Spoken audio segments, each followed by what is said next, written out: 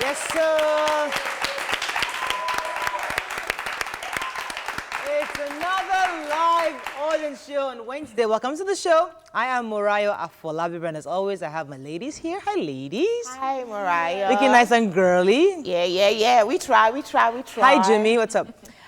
Well, I was highly disappointed at our guest yesterday. Oh, come on. I was really hoping you wouldn't bring that up. Yes, I have to, because I'm not disadvantaged, that I'm aware of my sickle cell status.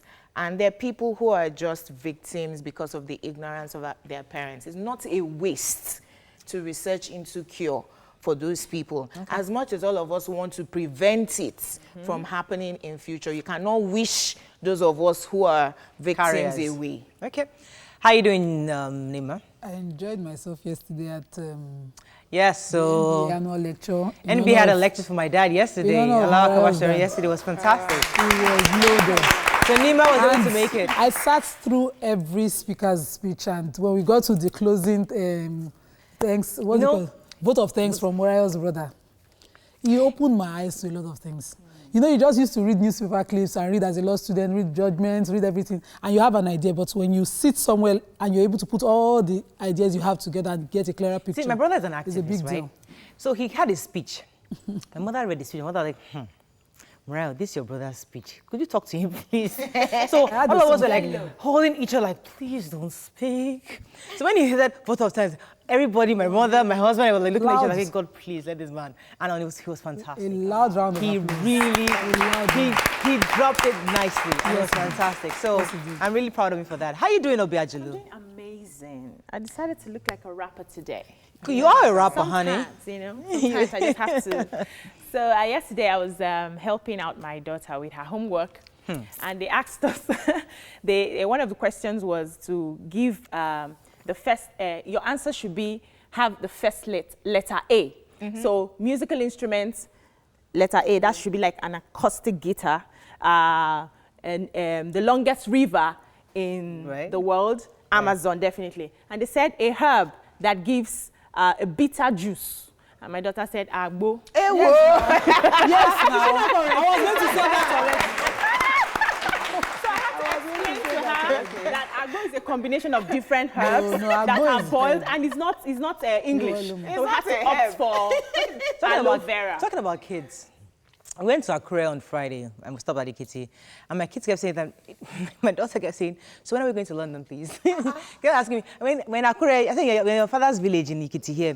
No, when are we going to London? Is my country. When are we going to London? Okay. This is a 6-year-old child. Whoa. Like, she feels like she was named after Queen Elizabeth and we need to go to London. I'm like, no, honey, you are here. You have to make it. You have to make it. So these kids are just amazing. Just came out. They're actually very different from how we were when we were children. I'd have gotten a slap. Stupid London. London, come. Let's go on a quick break. When we come back, we're going to breeze through the front page because trust me, we have an amazing guest today. You don't want to miss any part of that interview. Stay with us. We'll be right back.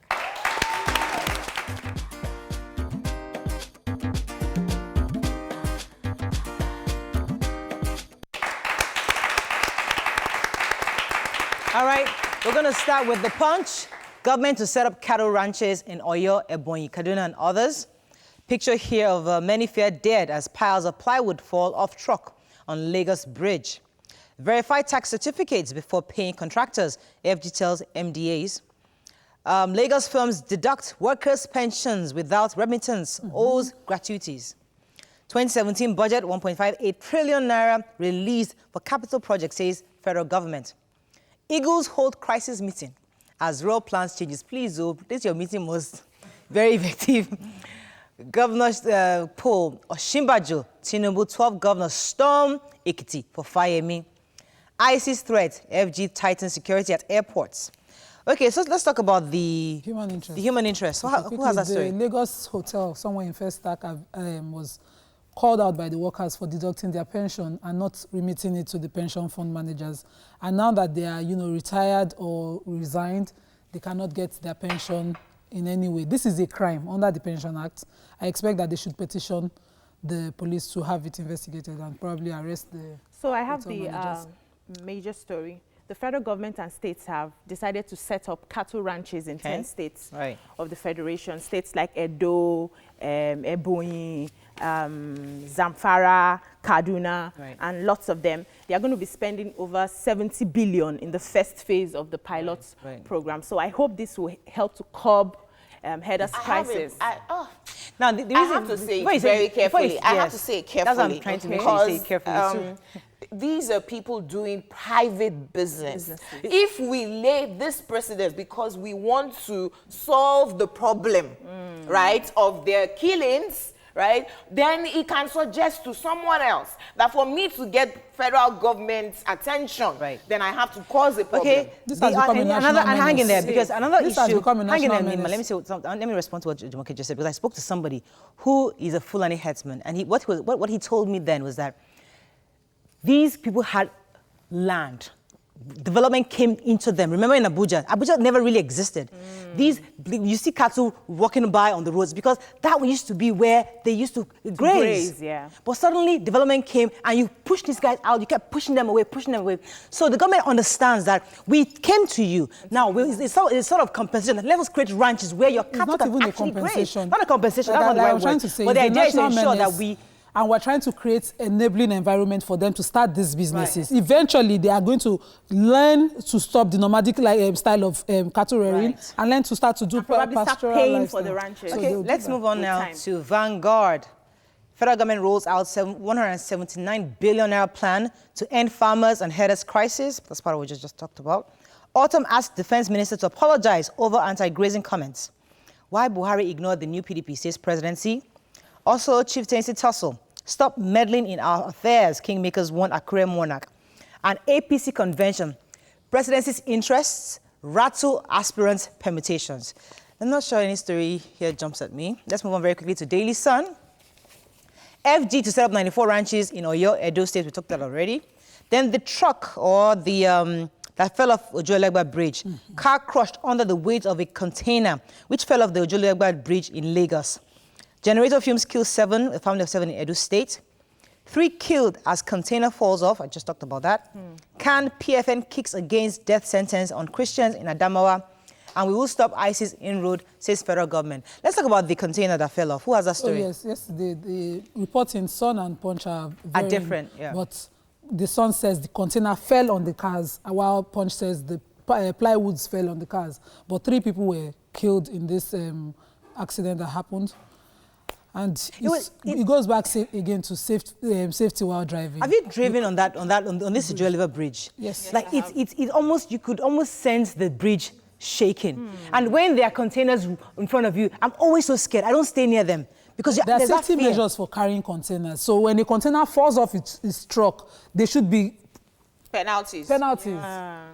So the issue is called manslaughter somewhere else. I don't know why we never prosecute for accidents like this in Nigeria. So it continues. Especially if it has happened before, then you are able to prevent it from happening again. So if it happens the second, the third, somebody should be punished. Okay, so I have the story of the generator fumes killing a family of 7, a mother and 6 children. The man was in coma. He survived because neighbors came in, forcefully opened the door and got him out. So the thing for me was the generator was kept inside the kitchen.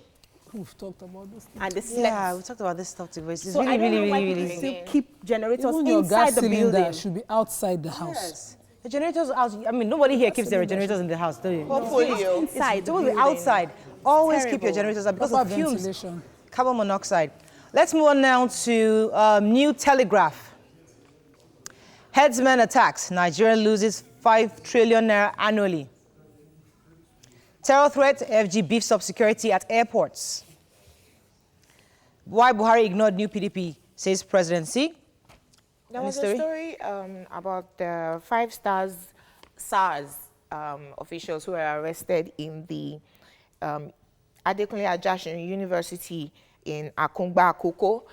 There was a night party happening and the SARS officials had invaded the university. I don't know why you would go into a school to go and arrest students who are having a night party. A good time. They mentioned that the SARS officials, one of them was an inspector and 4 others. Well, we're happy that the police is now policing the police. Yeah. You know, the students also alleged that the SARS officials came in through the windows, doors, they forcefully entered and beat them up. Like armed robbers. Seriously. Let's move on to the Nigerian Tribune. Buhari likely to meet with new PDP's presidency.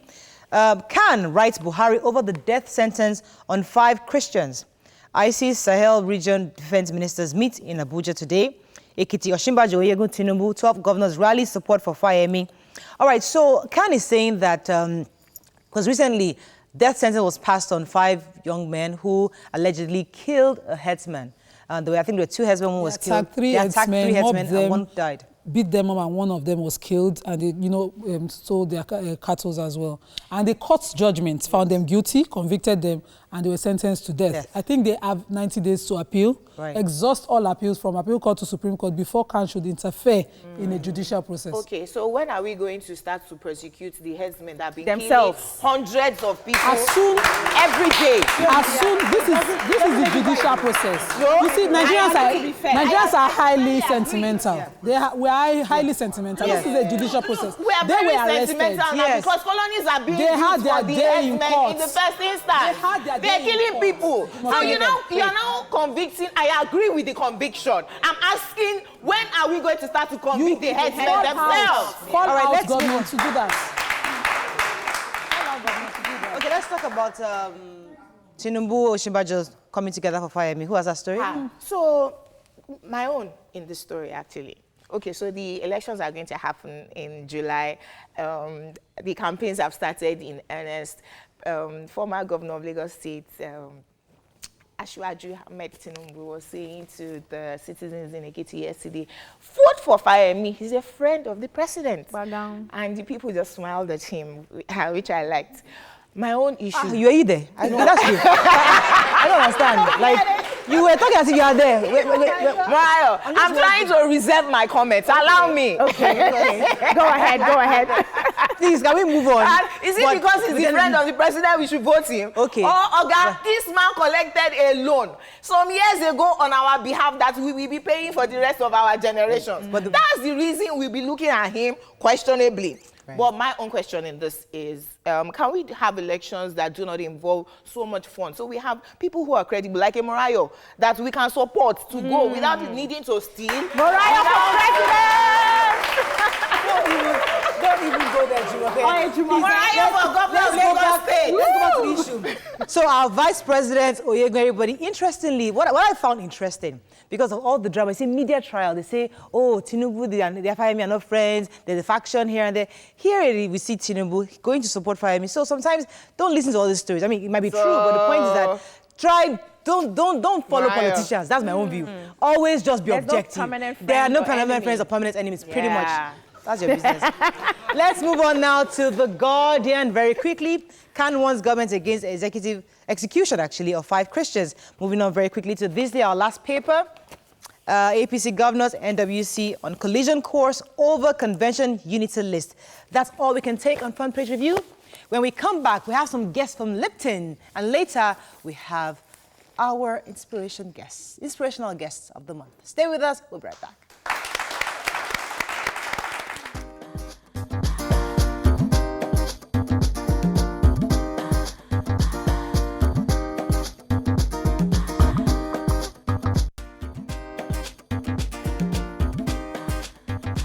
Stay tuned.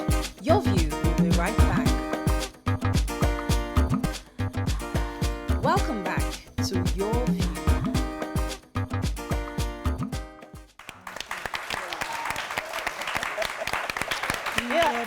Thanks for staying with us. So Lipton is organizing an awareness tagged Lipton's Reasons to Smile campaign.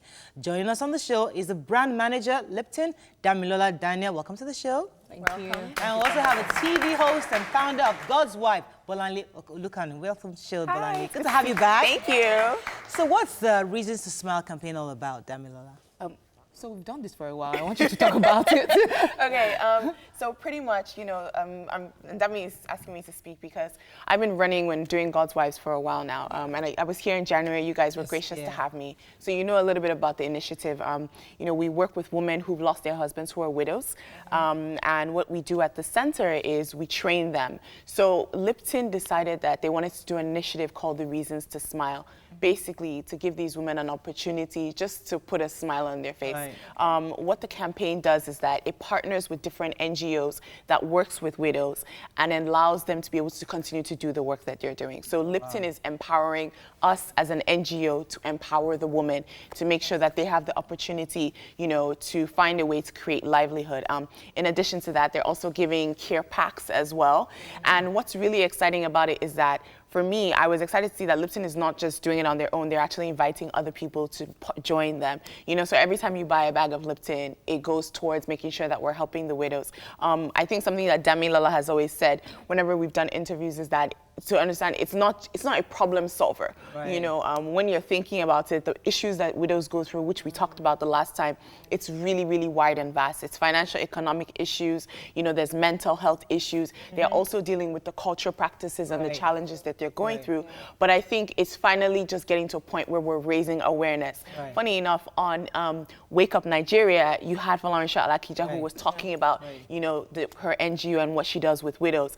And the reason why a lot of people are beginning to talk about it is because it really is a problem and it's a challenge. Right. We all know what it's like to be a woman. Yeah. Then we always say, imagine you go from having a covering, because in Nigeria, let's call a spade a spade.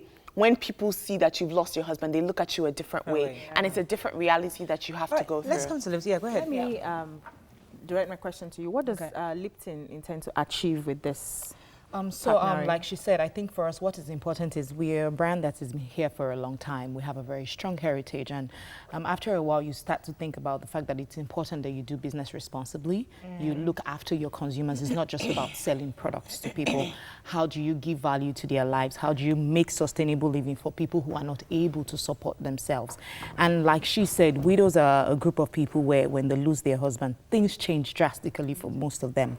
Because we live in a society where men are the main caterers for the family. So when a woman loses her husband, income tanks. Her children might not be able to go to school. She might not be able to even feed. We've met widows where it's difficult for them to put food on the table as breakfast. So for us, what we wanted to do was, how can we help these people? How do we support them? Where do we meet them at the point of their needs? Damilola, widows, sort of like your large target audience, are they the ones who drink Lipton the most? No. Why? Because you had a choice of what do we do? Yes. So we know what she's achieving with her NGO, and we know that the widows need help. Yes. Why did you choose widows? Okay, so like I said, the widows are not our main target. Everyone drinks tea, but in the end, when you want to give back to the society, it's always best to focus on a group of people. It could have been children, it could have been orphans. And for us, these were just people who felt that people tend to forget. And if you look at what we've been saying about the campaign, when a woman loses her husband, in the first few days, there's phone calls pouring in, people offering support, people making promises. Your children are going to go to school, everything will be fine. But then when the mourning period over, there's a deafening silence. And all of a sudden, she doesn't want to be a burden. Even when she calls people, people avoid their calls. And it's just bringing to the sensitivity of people that just reach out to them, because sometimes they just want someone to say, how are you? True. It's more than just giving them money. And like she said, it's not going to solve all the problems that they have. But it's important for them to realize that we're not always thinking about the cool kids. It's nice to throw a party for young people who are in school, but these are people you normally not remember. And I think that was what that was like the trigger for us. But what informed your selections of the projects that you identified with? Because I know Bolanle's project, the God's Wife's project, was one that everybody immediately loved, but you have other projects that you identified with apart from hers, like she said. So what informed that selection, and is it just credibility or, popularity, whatever? So for us, I think the most important thing was credibility. People who already have a track record for working with widows, I think that was important for us as well. So we put the word out there, and then we had people come to us, and what we said was, we really want to help these women. But when you're not the person who works with someone, sometimes you don't know what they need. And what we put out there was, we want to support widows widows. What are the NGOs that work with widows? We're also partnering with Hope for Life Initiative. They work with United Nations to celebrate International Widows Day, and they also empower widows across the country. This year, they are hosting in partnership with the presidency through Mrs. Abike Dabiri. Another NGO we're working with is Women Empowerment Organization. They are domiciled in Anambra, but they reach out to women across the country. So for us, it was who are the organizations that already have an established relationship that have helped people and are always looking for brands and corporate organizations to support them. How can Nigerians get involved? Because people might not remember God's Wives. Yes. Or, you know, but they know Lipton. Exactly. So is it when they come to your office, if there's a widow or somebody who wants to help widows? How is the best way to get in contact with you? There are several ways. We've asked that people can contact us through our social media, Lipton Nigeria on Facebook and Lipton NG on Twitter and Instagram as well. If they reach out to us and send us a message, we'll work with them, we'll ask questions on what they need. And beyond that, more than just this campaign where we say, when you buy a box of Lipton, you're helping us to reach more people because when we sell more, there's more available for us. Is to it a support. percentage? If you just tell me it's 50%, I'll start drinking Lipton. But it doesn't work that way. You understand, like in business, in the end, it's about how much profit do I have? What am I able to give out? And the commitment that we said we have, regardless of what happens, is we're going to reach out to 1,000 widows. We're happy to do more, but the minimum we're going to reach out to is 1,000. And like I said, beyond the campaign, I also want people to just take the moment. If you know a widow, give her a call. If you feel like you're not able to go into a store to buy a box of Lipton, then just call someone that you know now. Yeah. Is there any message you'd like to just put out there? Just to remember that this Saturday is International Widows Day. Yeah. So it's a great time to get involved. Like Dami said, it doesn't have to be directly through Lipton, but you know, just the reality. If you know anyone out there who is a widow, please reach out to her, send a little care package, anything with home consumer goods, things that she uses, washing plates, you know, for cooking, these little things that we take for granted and we don't realize important that to them. it's really important to them. Well done, Dami. Yeah, thank you. And Bolanle. Forgot my name. Well done, ladies. I mean, it's so amazing to see young people doing great things, and I'm so happy that Lipton has gotten this wagon for widows. So, can you just give us the numbers again, or the website, the social media handles once more? It's Lipton Nigeria on Instagram. Send us a message, a direct message. We'll reach out to you. If you know any widows, ask them to reach us on Instagram as well. We're happy to take up whatever we can. Right. Thanks for putting a smile on our face. We're going to take a break now. When we come back, we have a special guest with us. Stay with us. We'll be right back.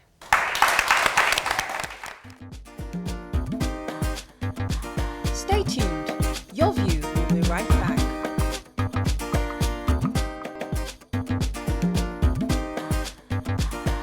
Welcome back to Your View.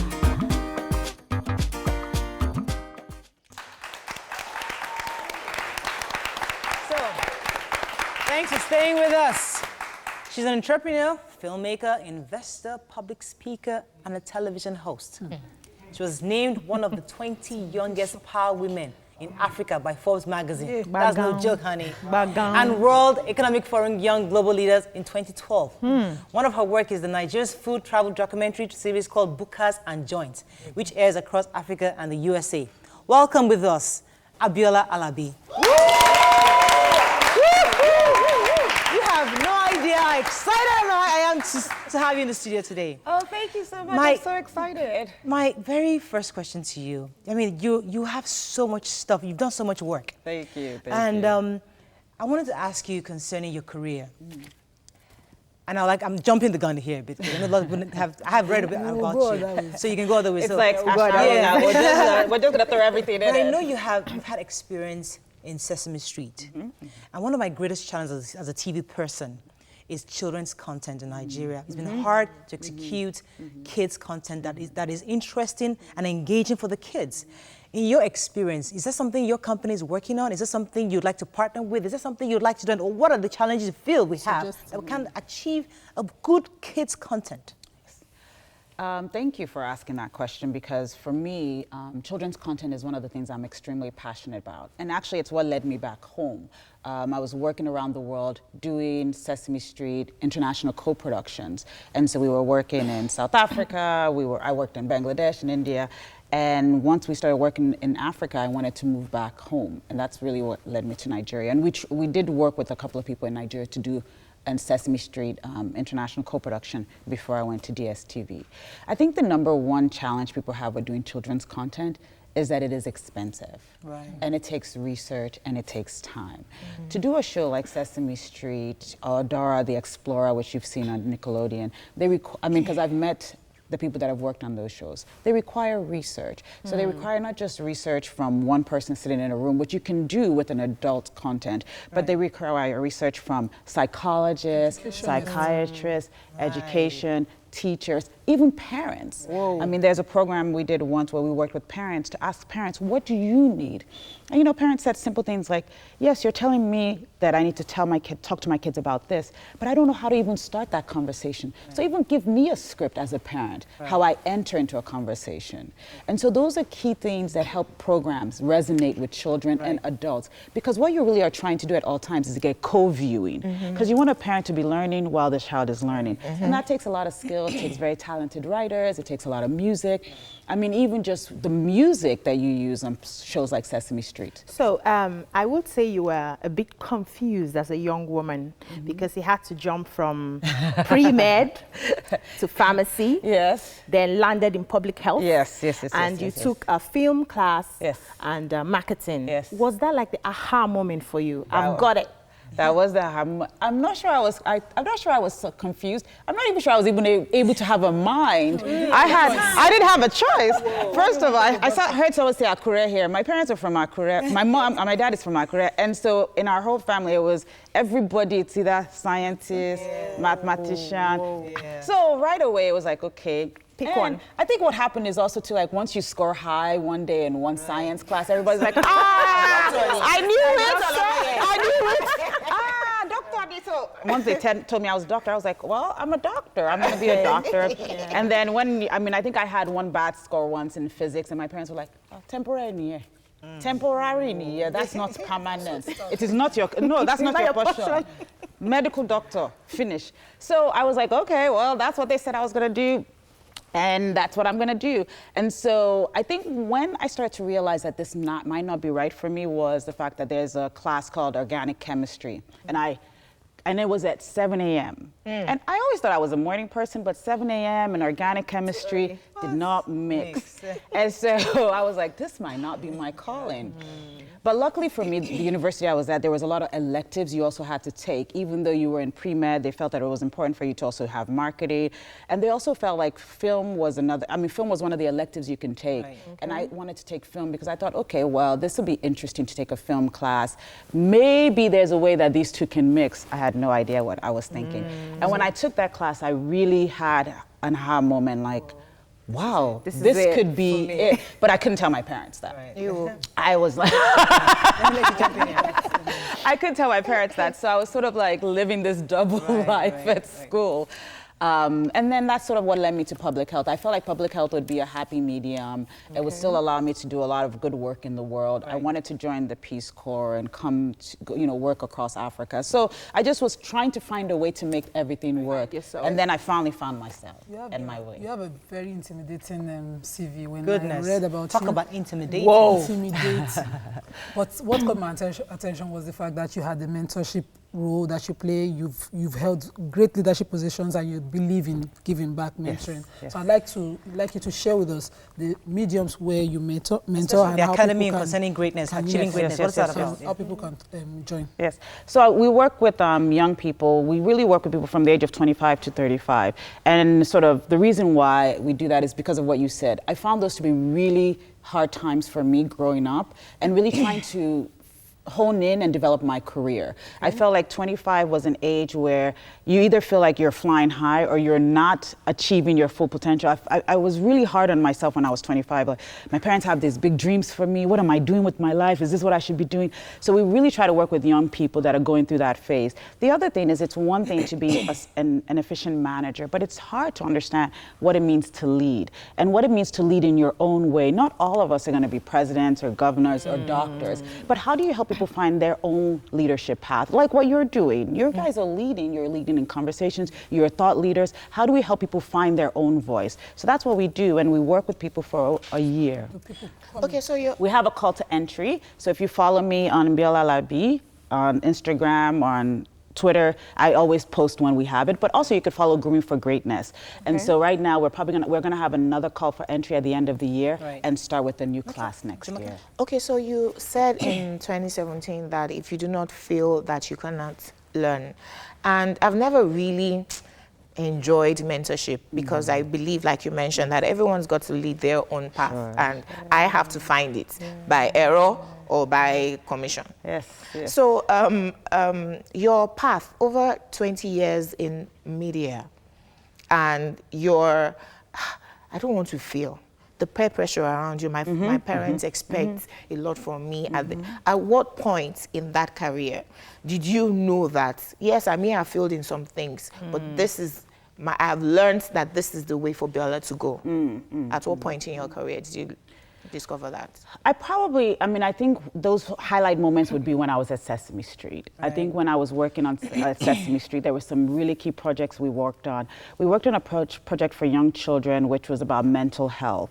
And that project was after 9/11 and really helping children understand that they can ask questions, because children were being taken out of their schools. I mean, this is before like America went crazy with school shootings. I can't even imagine what it's like for children now. But there was so many kids that were taken out of school that day. They saw buildings burning around them. And so we developed this program, and I just couldn't believe, I was sitting there thinking that my little program that we're developing, we're working with all these Muppets and all these writers, can make a difference in so many children's lives. And then to see the power of media, and then to see that that program evolved into other things. They now use it still in America for military families, helping children talk about separation from their families. And the program was called You Can Ask. And sitting in a room and coming up with the name of a program that's gonna go on a video, that's gonna be in all these Walmart stores. It was just like, I was like, I'm doing TV. In Nigeria. I'm doing TV. That's crazy. Let me come to the issue of content, because I know I used to be head of content in HITV, and we had a strategy then for, we got the football. Yes. And we took it from you guys. Yes, you did, when I was at DSTV, yes. But then you came up with a strategy. Yes. Nollywood. Yes. Till today, I still think to myself, how did you guys even think of the idea of investing so much or giving that platform to Nollywood, such that you practically created that industry and that hunger for the content? So coming to you as a content person, now you're doing bookers and joints, you did the ghost in the Banana Island Ghost. And we have Lara and the Beat coming. Yeah, we're waiting. So in that, how do you find that niche? As a content person, how do we, as a content creator, how do we find that content that people need? How do you find How do you connect with people? I always say that there's always that place you go to that gives you a big break and opens your eyes to the world. And Sesame Street will always be that place. Before then, I'd done some work at CBS, but a lot of internships, because I also needed to do a lot of internships to get into media, because I wasn't trained to be in media. I didn't have any experience. As a science student. So I had to do that. And that's why someone was talking to me yesterday. I was like, I had to work for free a lot. So I would work during the day and wait tables in the evening, because I had to get that experience and had to build that credibility. But one of the things I said, I had to start thinking, I was like, okay, how do people actually consume content? And so we would have open meetings, everyone would come to those meetings. And I remember a light bulb moment where people said, I know everyone is talking about football, but actually most people don't watch football. And then we started looking at research. And what happens is with sports is a good way for people to come into subscription. So any subscription services you have, people will come in for sports, but people stay for great content. And everywhere I went, I knew people were watching Nollywood content. They were buying it on the streets. We went to Alaba Market, we went to Dumota, everywhere I went. And remember, even when I was in New York, people were sending me this stuff. When I was watching it on my computer in my apartment in New York. So I knew that there was a huge affinity. All we had to do was start to work with people to increase that content. And once we didn't have football, you could get people's attention. Exactly. Once people weren't spending millions and billions of dollars on football, you could have a conversation. Whoa. And so I'll give you an example. There was a television show called Tinsel that was on air, still on air, and it was coming out once a week at the time. And I said, for you to get people to follow our show, you need to come out more than once.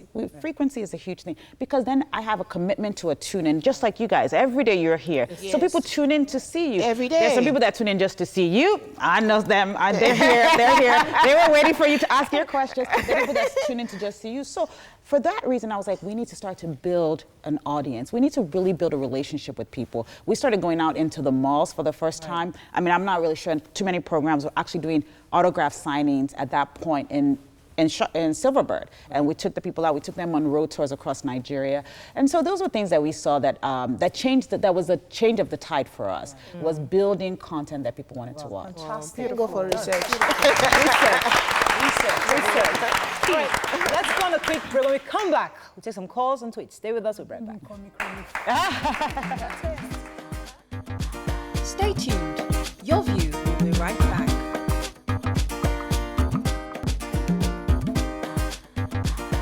Welcome back to Your View.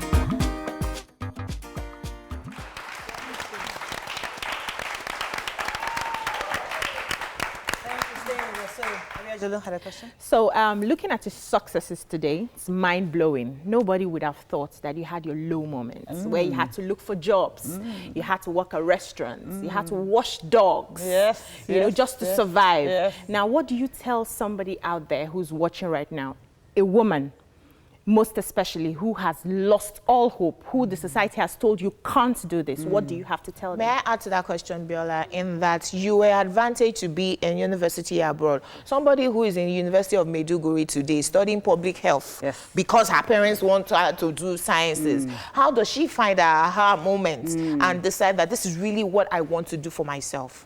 Number one, I think that the times have totally changed. We have such a huge world that we have access to, which is the internet. So there's so many more people out there now. You can follow people, you can be on Twitter, social media. I mean, you know, so many young people are making money from Instagram without leaving their home. So I think the world has changed from when I had to do that. So I think for people, tap into the world around you. It takes very little. Everybody has data to read gossip. Everybody has data to watch those crazy WhatsApp messages. Use that time to also look for things that you can do without leaving your home. That's number one opportunity. The second thing is that there is no shortcut to success. Very few, anyone that has had success that says it's a shortcut, it's rare. So for me, it's always like, don't worry. God spoke to me. That too. But remember, I mean, we all have phones, so let's keep calling God. And then let's keep getting that. But the biggest thing is that I keep on saying to people that one of the things that you can, even that you can get carried away with if you listen to music, if you have these conversations with people, everybody looks like it happened overnight. Even the people that you discover their music overnight and they become big, they came from somewhere, they started somewhere. There's no shortcut. And also, don't be afraid to take either a step to take a lateral move to get ahead, or even sometimes a couple of steps back to get ahead. Because sometimes taking a couple of steps back, like I was saying, to get into media, I had to do that. I had to change careers. So let me take this call from Christian. Christian, are you there? Yes, I'm here. Morning, thanks for calling. Go ahead, please. Good morning. Thank you too. My regards to every one of you at TVCV. You're here. Okay. Please, I'm calling in respect of what you just said concerning somebody who has how to establish a good program for the children. Like, I've been trying to actually get in touch with either you or any of you, because I think I have stuff to actually introduce to TVC. That is not what I'll have to air fully online, but if you give me an appointment, definitely on Friday, I'll be able to come around. The producer will get your number and we'll be in touch with you. Fantastic. Let me come to the audience. Somebody in the audience, let's get a question from the audience. Yes, go ahead. Mechanical engineering, also into construction, writing, and into business. But I want to ask, how can you link up all these things? Because I found out it's kind of difficult to manage them, or you don't really know the one you really want to do, and they are asking you to come, but you don't know what to do to it. Finding purpose. I mean, I think all these things tie together. So you said you write, you're a mechanical engineer.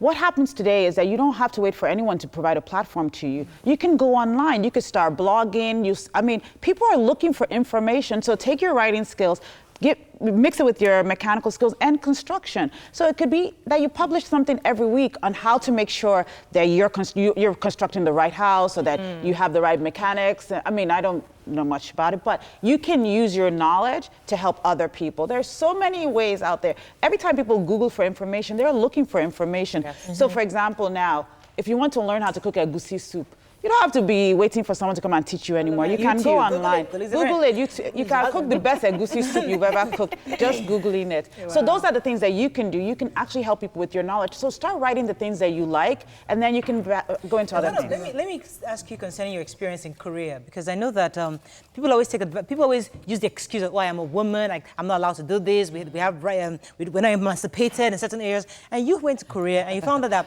women actually they were not as empowered as maybe the Nigerian women. Can you share some of their experience so that people don't feel that it's only Nigerians that will have these kind of restrictions? Can I add to the Nigerian woman question? Because you said once you marry right, all the other things in your career will be right because you married right. So thank God for that. So share your experience in Korea, especially with the fact that you participate in projects and you can't present it. You can't. You can't. As a woman, you're not allowed to speak. What's that? Tell us about that. So I lived in South Korea for 2 years, and then in Seoul, I felt that Seoul was way ahead in some things and not so ahead. So technology, which is why you see Samsung comes from Korea, LG comes from Korea.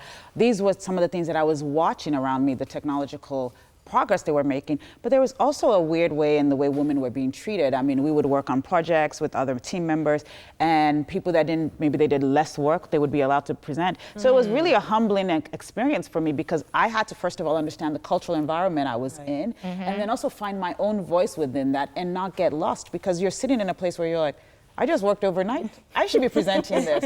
And they're like, no, you can't.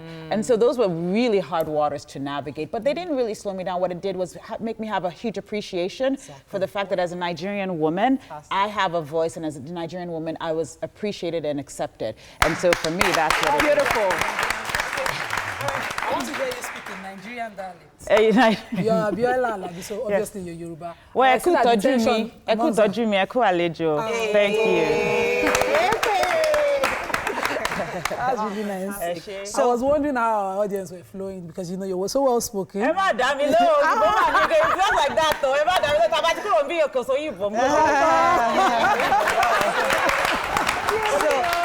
Let's take some tweets. There's one tweet actually. Daniel Edoho says, "Good morning, ladies in the house. I really learned today from your guests. Please keep it up. God bless you." Oh, thank you very much. And don't forget, we have a film coming out, Lara and the Beat, with there's so many amazing women, but 2 amazing lead characters.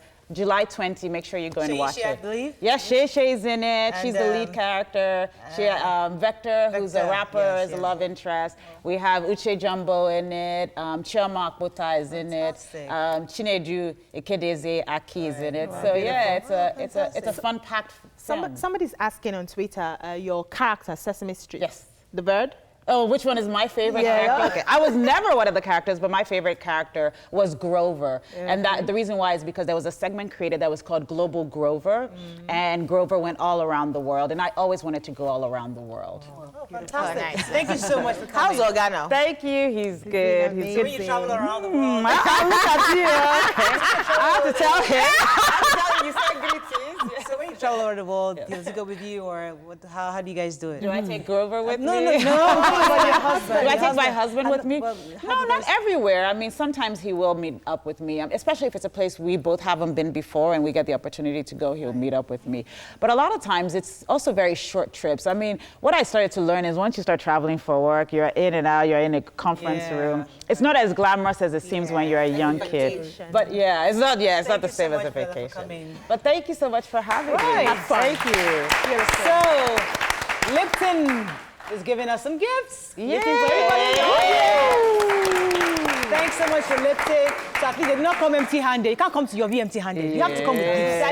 If not, we will drive you. But thank God, Lipton lived up to that, and they gave us some gifts for you guys. Have a fabulous day. We'll see you tomorrow. Bye-bye.